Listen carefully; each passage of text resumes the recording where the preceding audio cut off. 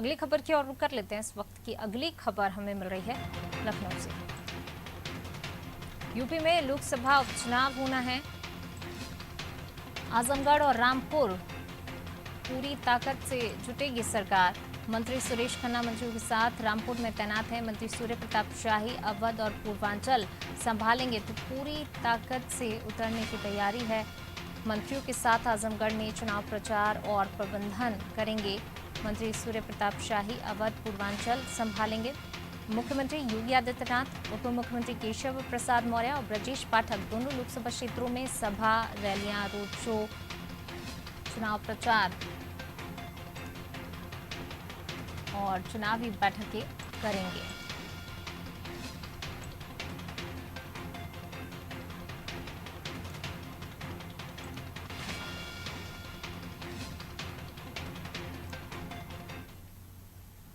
और ज्यादा जानकारी के लिए सीधा रुख कर लेते हैं राघवेंद्र जी का। राघवेंद्र जी लगातार जुड़े हुए हैं। राघवेंद्र जी, यूपी में लोकसभा उपचुनाव होना है, इसके लिए पूरी जो है तैयारी है, पूरी ताकत अपनी आजमाई जा रही है, दमखम दिखाया जा रहा है, चुनाव प्रचार में भी कोई कसर नहीं छोड़ी जाएगी।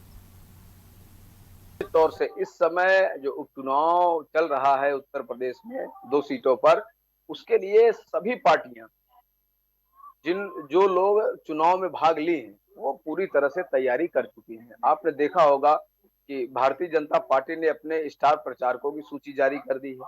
समाजवादी पार्टी ने अपने स्टार प्रचारकों की सूची जारी कर दी है। बहुजन समाज पार्टी ने अपने स्टार प्रचारकों की सूची जारी कर दी है।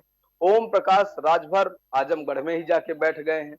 वहीं जयंत चौधरी ने भी कहा है कि हम भी आकर वहां पर चुनाव प्रचार करेंगे। तो आप समझिए कि जिन जिन लोगों ने भाग लिया है इस चुनाव में या उनके जो सहयोगी दल हैं, सब लोग वहां पर अपनी भूमिका निभा रहे हैं। आजमगढ़ में चूंकि लोकसभा का यह चुनाव है और एक लोकसभा में जितनी भी उस जिले की विधानसभा है लगभग सब आ रही है, तो पूरे जिले भर का मामला है। तो आजमगढ़ एक अलग जिला हो गया, रामपुर एक अलग जिला हो गया और दोनों में एक एक लोकसभा की सीटें हैं जहां पर उपचुनाव होना है। तो ये कई कई लगभग दोनों मिला के 10 से ज्यादा विधानसभा कवर कर रही हैं ये दोनों सीटें। तो इसलिए जरूरत वहां पर पड़ रही है। हालांकि बीजेपी अभी वहां पर कोई बड़ी बैठक नहीं कर रही है, लेकिन वह चुनाव प्रचार पूरी तरह से भारतीय जनता पार्टी कर रही है। प्रत्याशी वहां रात दिन पसीना बहा रहे हैं। हमने देखा है कि जिस तरह से निरहुआ सड़कों पे निकल के इस चिलचिलाती धूप में जून के महीने में वो लगातार क्या कहते हैं कि रात दिन संपर्क कर रहे हैं। वही हाल धर्मेंद्र यादव का रहा है।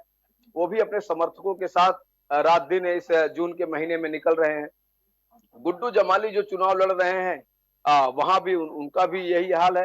तो गर्मी तो है ही और गर्मी के साथ साथ जो उमस है, बारिश उत्तर प्रदेश में हो नहीं रही है और उमस और गर्मी के बीच में जो तापमान राजनीति का चढ़ा है, इसमें नेताओं को, कार्यकर्ताओं को सिर्फ लक्ष्य के अलावा कुछ भी दिखाई नहीं दे रहा है।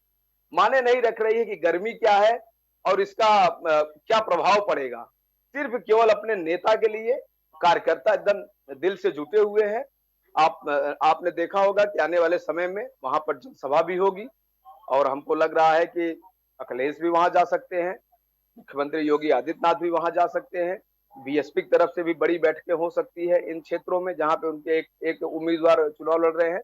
तो इस हिसाब से यह जो पूरा चुनाव है अब वो एकदम आमने सामने है और यहाँ पर पूरी तरह से सभी पार्टियां अपनी ताकत के साथ काम कर रही हैं। बिल्कुल, सारी पार्टियां पूरी ताकत के साथ काम कर रही हैं। बने रहिएगा राघवेंद्र आप हमारे साथ।